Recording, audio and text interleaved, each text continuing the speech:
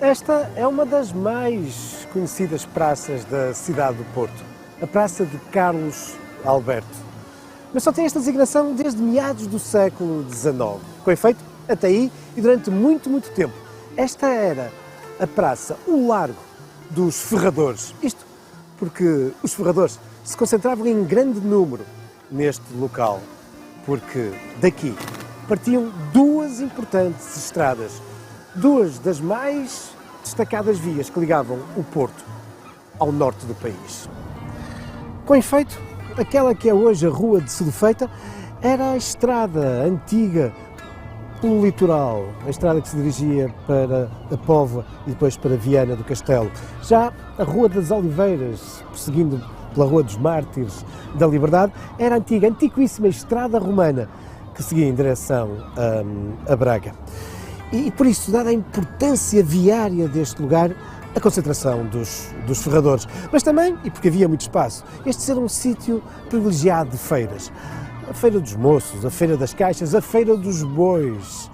E tudo isto fazia também com que este fosse um local onde se concentravam em grande número estabelecimentos de comes e bebes e também hospedarias. Uma praça que vai ter também grande importância do ponto de vista comercial. Ainda hoje temos aqui alguns dos históricos estabelecimentos comerciais da cidade. Mas a Praça Carlos Alberto alberga também significativos monumentos.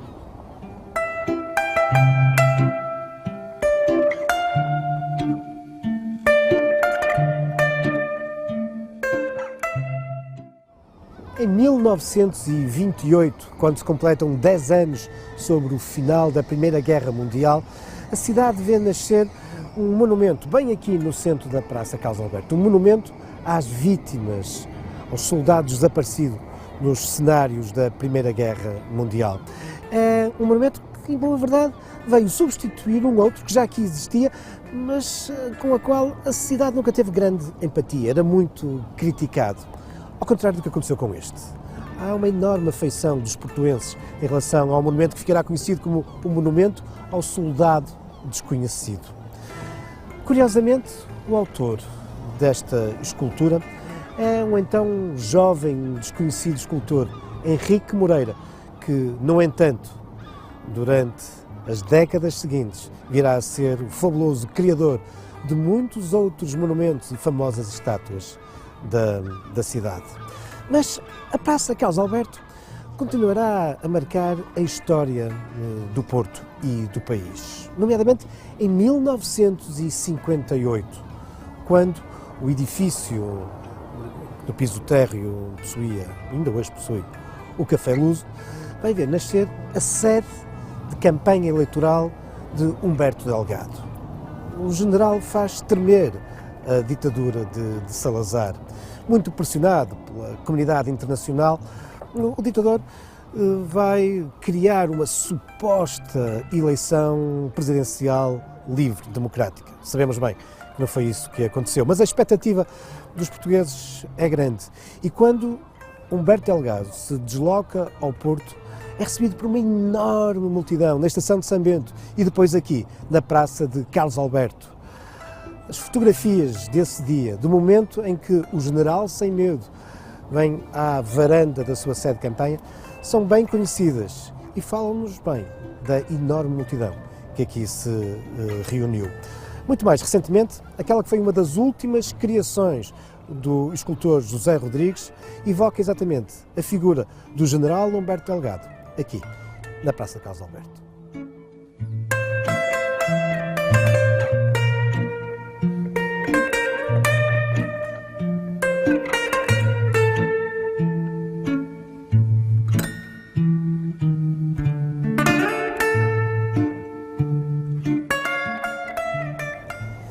Este é um dos monumentos mais emblemáticos da Praça Carlos Alberto, o Palacete Visconde de Balsemão, conhecido também como o Palacete da Praça Carlos Alberto ou o Palácio dos Serviços de Gás e Eletricidade. É um imóvel que foi construído em meados do século XVIII por um fidalgo, José alvo, mas ao longo destes cerca de 250 anos sofreu muitas transformações. Uma das mais radicais tem a ver com o facto de, quando ele foi construído, havia aqui imenso espaço e o palacete tinha um extenso jardim que desapareceu no local onde hoje temos o Auditório Carlos Alberto. É um edifício repleto de história.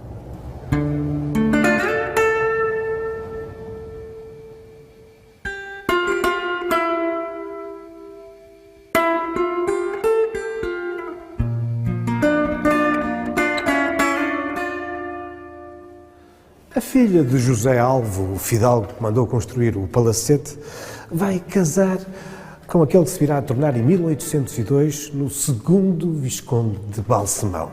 E tal faz com que, a partir daí, este edifício seja conhecido exatamente como o Palacete dos Viscondes de Balsemão. Este segundo Visconde será um homem que obterá enorme fama pela extensa biblioteca que possuía. Nos inícios do século XIX, era constituída por mais de 12.000 volumes, um número para a época impressionante. Mas, nesses inícios do século XIX, ocorrem também as invasões francesas, na sequência das quais parte da biblioteca será saqueada. E alguns anos depois, durante o cerco do Porto, entre 1832 e 1833, e porque o segundo Visconde de Balsemão era miguelista, o resto da sua biblioteca será confiscada. É com esta biblioteca que Dom Pedro IV, que havia criado a Real Biblioteca Pública do Porto, irá também constituir o núcleo inicial dessa biblioteca.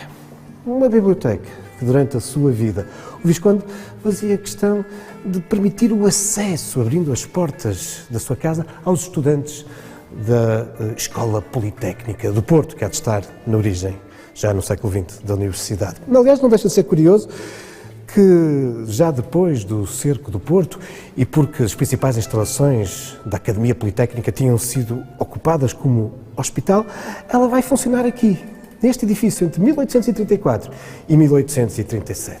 Bom, um edifício belíssimo. Esta escadaria trouxe-nos até ao piso nobre, de onde podemos contemplar o lanternim e o belíssimo trabalho em estuque, onde nos aparecem representadas cenas de algumas das batalhas da origem da nacionalidade.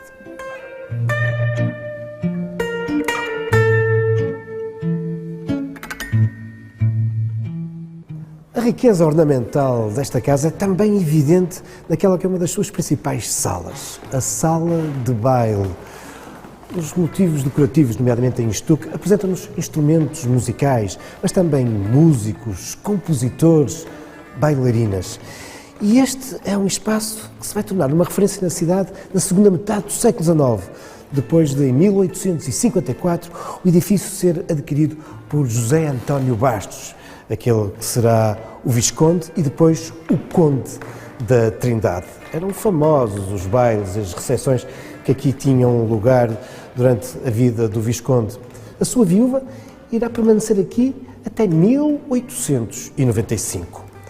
Ao longo do século XX, o Palacete dos Viscondes de Balsemão passará a abrigar um conjunto de serviços públicos e por isso este passa a ser um espaço que se abre para a cidade e passa a ser um local de referência da memória do Porto. Aqui funcionou, no início do século XX até 1920, a Companhia de Gás. Em 1920, aqui instala-se os serviços municipalizados de gás e eletricidade. Em 1988, apesar do edifício permanecer municipal, aqui ficam os serviços da EDP. Muito mais recentemente, mesmo no final do século XX e até hoje. Este passou a ser um espaço dos serviços municipais da cultura da Câmara Municipal do Porto.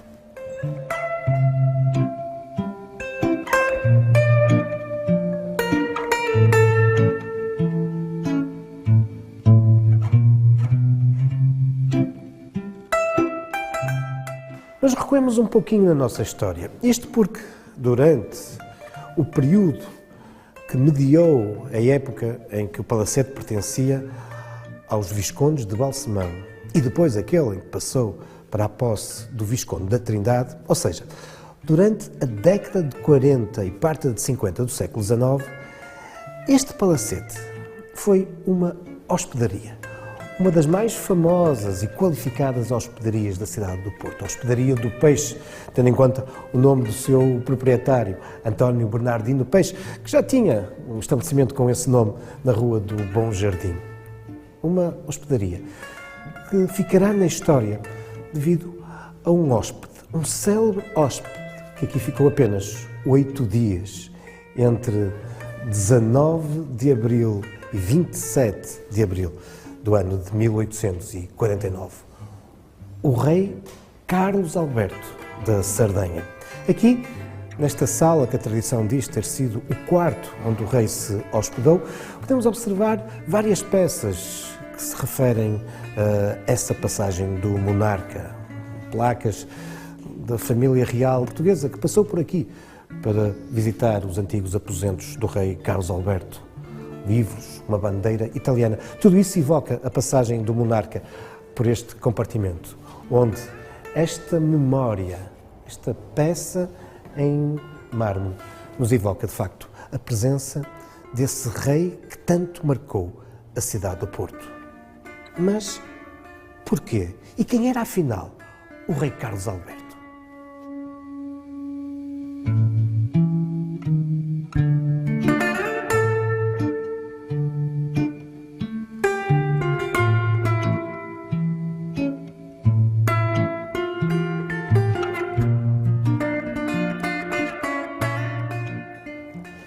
Carlos Alberto, il Magnânimo, nasce em 1789 e vai ascender ao trono de Piemonte e da Sardenha em 1831. É, de resto, um dos heróis e dos pioneiros da unificação italiana.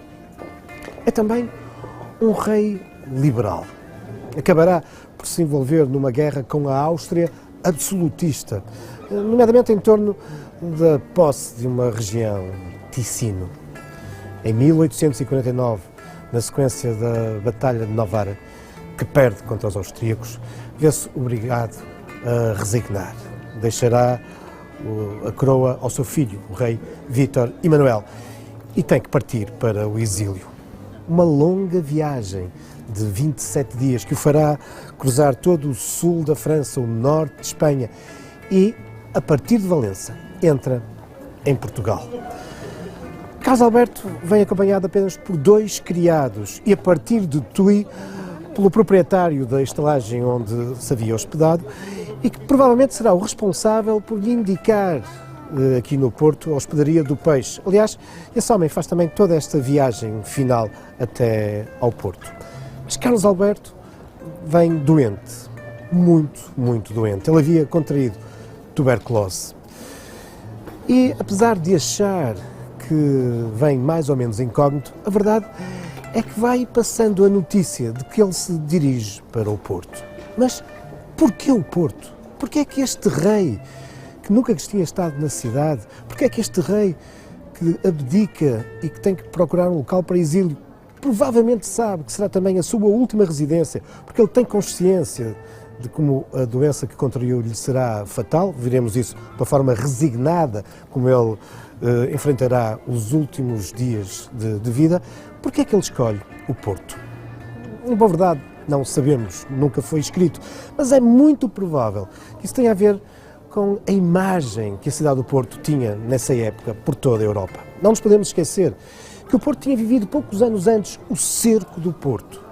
E esta imagem de uma cidade que sacrifica durante um ano, passa fome, passa por todo tipo de vicissitudes para defender os ideais do liberalismo, este Porto que sacrificara era de facto um símbolo internacional.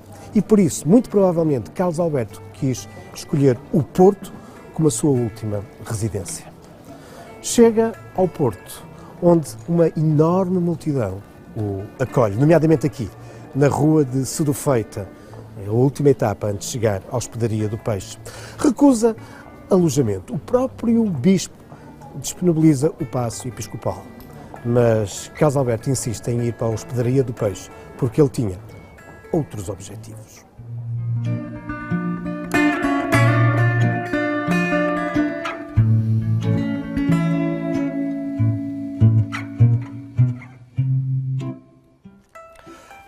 ideia inicial de Carlos Alberto é alugar uma casa e chega a fazê-lo na Rua dos Quartéis, a atual Rua Dom Manuel II, a Rua do Museu Nacional Soares dos Reis. Mas é uma solução que acaba por não resultar. Carlos Alberto queria um sítio tranquilo, sossegado, o seu estado de saúde vai-se agravando. E na Rua dos Quartéis ele não tem essa tranquilidade, é uma rua muito concorrida. E há a curiosidade da população que quer ver o monarca, saudá-lo. E por isso, Carlos Alberto acaba por ceder aos insistentes convites de um homem poderoso de negócios da cidade, António Pinto Basto, o homem da famosa fábrica de cerâmica da Vista Alegre, que insiste para que Carlos Alberto venha viver numa belíssima casa que ele possuía na Quinta da Macieira, ou da Macieirinha, em Entre Quintas. Carlos Alberto muda-se para esta casa a 14 de maio.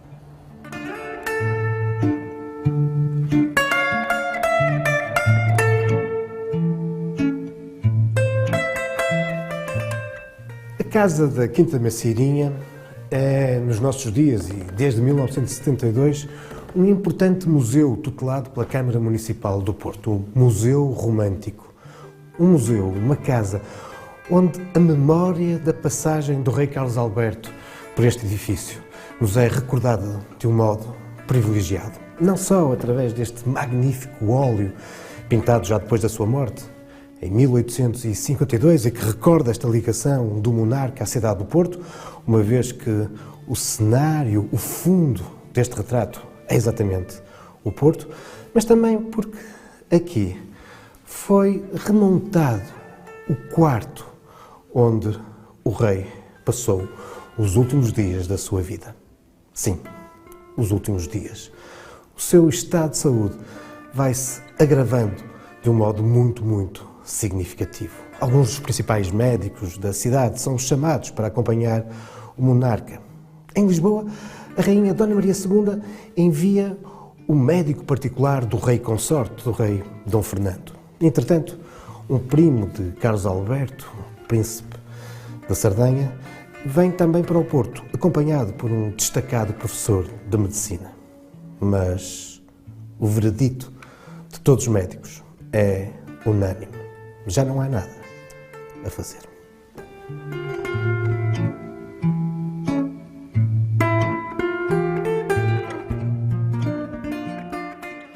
É nestes quartos que nós podemos ver a reconstituição daqueles que foram os aposentos de Carlos Alberto na casa da Macieirinha, entre gravuras retratando o próprio monarca, também alguns dos seus objetos pessoais, e o quarto e a cama onde acabou por falecer a 28 de julho de 1849. De imediato, a notícia espalha-se pela cidade, que mergulha num luto profundo. As descrições da época falam-nos em milhares de pessoas que, durante as 24 horas seguintes, gente de todas as condições sociais, muitas das quais chorando, vêm observar o corpo do falecido monarca. Corpo que será embalsamado e a 1 de agosto dá-se a sua transferência para a sede do Porto, para a Capela de São Vicente, de onde seguirá posteriormente para um vapor italiano que vem buscar o corpo de Carlos Alberto para a sua pátria.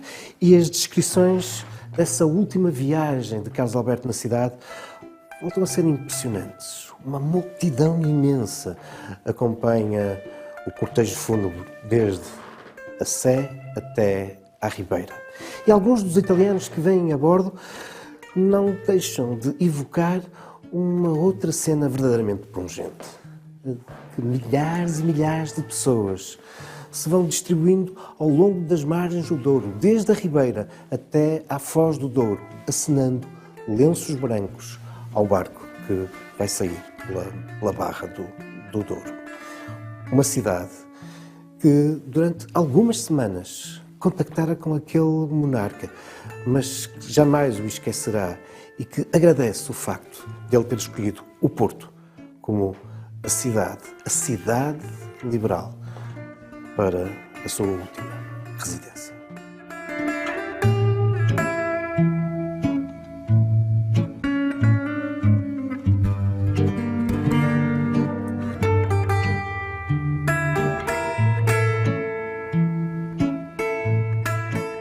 Foram de facto momentos emotivos aqueles vividos na cidade na sequência da morte do rei Carlos Alberto. E o Porto não esqueceu o monarca. Menos de 3 anos depois, a 17 de abril de 1852, a Câmara Municipal iria rebatizar o Largo dos Ferradores com o nome de Carlos Alberto, recordando que, afinal, tinha sido nesta praça, na Hospedaria do Peixe, que se tinha dado o primeiro contacto de Carlos Alberto com a cidade.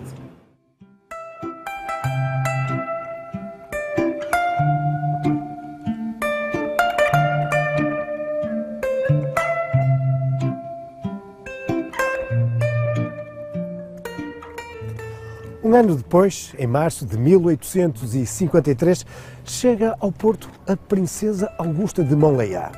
Ela é irmã de Carlos Alberto e o objetivo desta viagem é vir conhecer o lugar onde tinha falecido o seu irmão, mas ao mesmo tempo agradecer ao Porto a forma como tinha acolhido e tratado nos seus últimos dias de vida Carlos Alberto. A princesa pretende mesmo construir uma capela como uma forma de agradecimento ao Porto.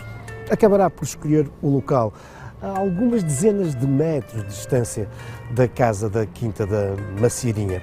Um terreno que será cedido pela Câmara Municipal do Porto e que ficava no designado então como terreiro da Torre da Marca, onde, alguns anos depois, irão surgir os jardins do Palácio de Cristal. O templo resultará de um esquiço da própria princesa, mas o projeto final será entregue a um arquiteto da cidade, Joaquim da Costa Lima. E a 17 de março desse ano de 1853 será lançado a primeira pedra deste templo.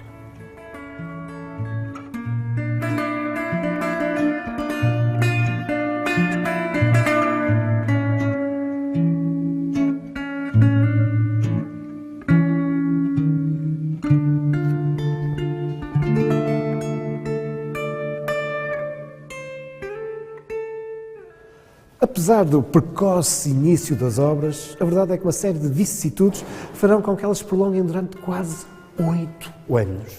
Mas, em setembro de 1860, vinda de Paris, juntamente com uma série de alfaias, paramentos e algumas esculturas, a princesa Augusta de Monleá está de regresso. A capela entra na sua fase final de construção. Uma capela onde as letras C.A. de Carlos Alberto se encontram disseminadas um pouco por todo o espaço, nomeadamente nos capitéis das colunas. Quando chegamos ao Natal desse ano de 1860, a capela está concluída e aqui tem lugar a primeira missa em memória do rei Carlos Alberto. Uma capela que passará para a posse da Casa de Bragança e em 1954 esta passará o título de propriedade para a Câmara Municipal do Porto. Desde então, este templo abrigou não só cerimónias católicas, mas também outras funcionalidades, nomeadamente culturais, e desde 2009 passou a abrigar a Igreja Luterana de Portugal. Enfim, uma perspectiva ecuménica deste espaço, que seguramente seria do agrado desse rei liberal que foi Carlos Alberto.